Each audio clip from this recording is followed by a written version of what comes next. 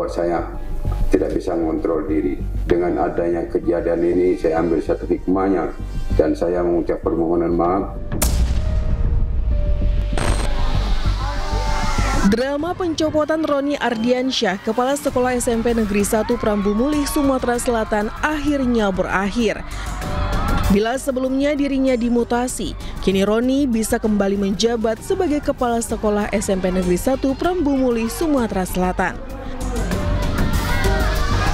Roni disambut meriah para siswa dan sesama guru saat tiba di SMP Negeri 1 Prambumulih.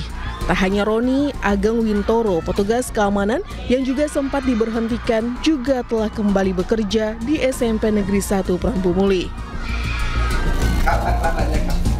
Sementara itu, usai kasus pemecatan Kepala Sekolah SMP Negeri 1 Prambumulih viral di media sosial, Inspektorat Jenderal Kemendagri memanggil Wali Kota Prambumulih Arlan beserta Kepala SMP Negeri 1 Prambumulih Roni Ardiansyah untuk dimintai keterangan. Hasilnya, Wali Kota Prambumulih disanksi tertulis. Sanksi ini cukup berat untuk catatan karir seorang kepala daerah. SMP Negeri 1 Prambumulih. Mekanisme pemberhentian kepala sekolah tidak dilakukan melalui aplikasi SIM KSP STK atau Sistem Informasi Manajemen Kepala Sekolah, Pengawas Sekolah, dan Tenaga Kependidikan. Wali Kota Prambumulih Arlan pun meminta maaf kepada Roni dan mengakui dirinya tak bisa mengontrol diri.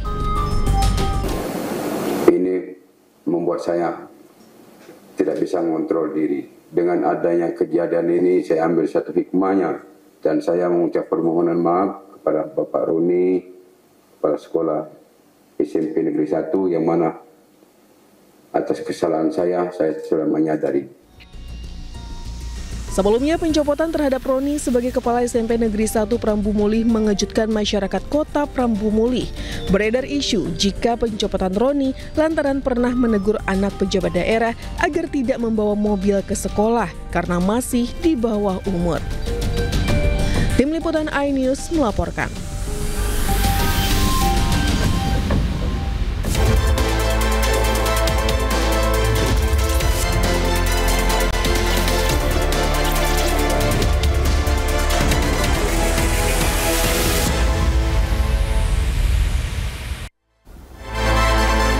Selamat siang pemirsa, usai gelontorkan dana 200 triliun rupiah, Menteri Keuangan Purubaya akan ajak Presiden Prabowo cek anggaran di lembaga dan kementerian. Sementara itu KPK akan segera umumkan tersangka korupsi kuota haji. Selain informasi tadi, kami juga akan hadirkan beragam informasi menarik dan terkini terkait kebijakan hingga kegiatan para pemimpin bangsa.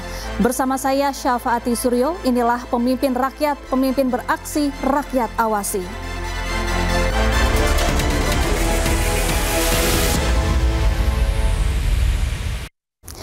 Pemirsa, Badan Gizi Nasional buka suara terkait maraknya kasus keracunan usai menyantap menu MBG. Menurutnya, keracunan terjadi karena juru masak MBG yang belum siap.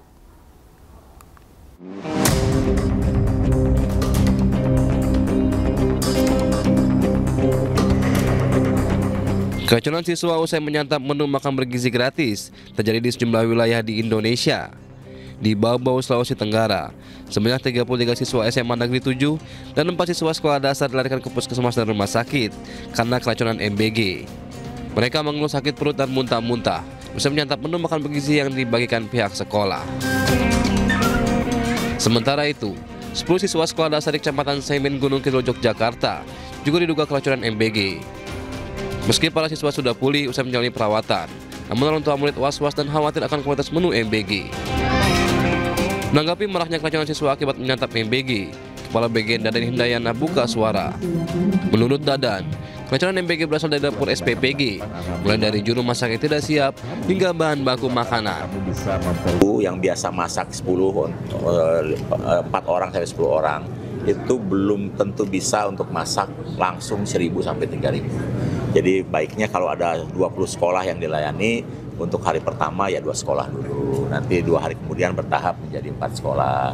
Nah, itu yang kami sarankan. Yang kedua, yang kejadian di Maluku Maluku Barat Daya atau mana? Di Bau, Sumbawa. Di Bau itu sudah 8 bulan berjalan. Jadi sebenarnya sudah biasa. Tapi kemarin kejadian karena mendapat informasi baru ganti supplier. BGA juga memastikan terus mencapai target zero insiden dalam penyerahan makan bergizi gratis demi memuluskan program unggulan pemerintah. Dari Jakarta, Rani Sanjaya, iNews melaporkan. Sementara itu, Presiden Prabowo Subianto menggelar rapat terbatas bersama jajaran Kabinet Merah Putih di Hambalang, Bogor, Jawa Barat. Dari foto yang dibagikan oleh akun media sosial Sekretariat Kabinet, para menteri yang hadir diantaranya Airlangga Hartarto, Menko Perekonomian, Purbayayudi Sadewa, Menteri Keuangan, Rosan Ruslani, Menteri Investasi dan Hilirisasi yang juga CEO Danantara. Ratas membahas berbagai isu di sejumlah sektor strategis, mulai dari bidang pertanian, energi, hingga infrastruktur.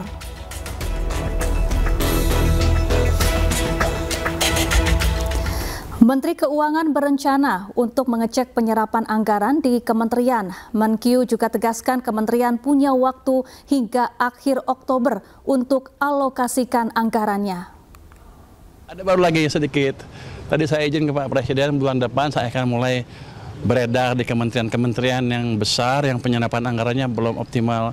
Kita akan coba lihat, kita akan bantu. Saya akan kasih waktu sampai akhir bulan Oktober. Kalau mereka kita perkirakan nggak bisa belanja sampai akhir tahun, kita ambil uangnya. Kita sebarkan ke program-program yang langsung siap dan bertambah ke rakyat. Pemirsa, Komisi Pemberantasan Korupsi menyebut pendakwah Ustadz Khalid Basalamah telah membocorkan materi penyidikan kasus dugaan korupsi kuota haji ke publik. Ustadz Khalid menjelaskan dalam sebuah podcast terkait duduk perkara pengembalian uang ke KPK.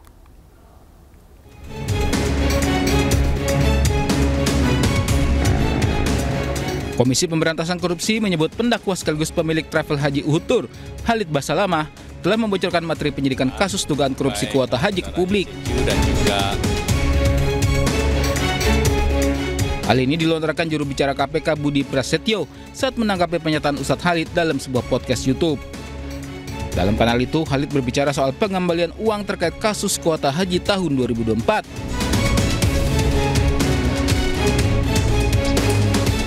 Dalam sebuah podcast, Ustadz Khalid menjelaskan, uang itu berasal dari PT Muhibah Mulia Wisata, travel haji yang sebelumnya menawarkan visa haji khusus kepada Khalid. Khalid mengaku ditawari visa resmi dari Kementerian Agama oleh Ibnu Masud dari PT Muhibah, namun dimintai uang tambahan $4.500 Amerika Serikat atau sekitar 72 juta rupiah per jemaah. Tiba-tiba salah satu staf kami dihubungi oleh pihak Muhibah. Minta ketemu, terus uang yang 4.500 visa dikembalikan. Loh, kok dibalikin? Nah iya, itu kan posisi kami nggak ngerti. Kita sebagai jemaah dia kan, kita diminta bayar, kita bayar. Kita dikembalikan. Dan ada bahasa mereka, ya ini jangan ada kamera, jangan ada tanda terima. Ya sudah, staf kami waktu itu, karena tiba-tiba dia dikasih, ya udah diambil. Terus dilaporin kepada saya. Saat ini ada uang pengembalian. Uang apa? Ya katanya uang visa. Saya waktu itu karena tidak tahu ini visa tidak boleh dijual belikan. Oh, ini dikembalikan uang untuk apa? Nggak tahu tanda kutip apakah cuci tangan atau apa, kita nggak ngerti. Oh paham. Ya akhirnya kita terima uang itu. Akun tim pun tanya, Ustadz ini uang diapakan? Saya juga nggak ngerti diapakan. Datanglah surat KPK pemanggilan.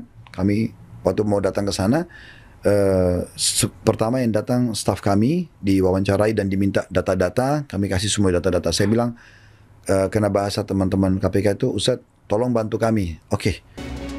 Sebelumnya Ustadz Khalid juga pernah diperiksa KPK sebagai saksi untuk membantu mengungkap kasus dugaan korupsi kuota haji. Kasus ini terjadi di bawah kepemimpinan Menteri Agama era Presiden Jokowi, Yakut Khalil Qomas.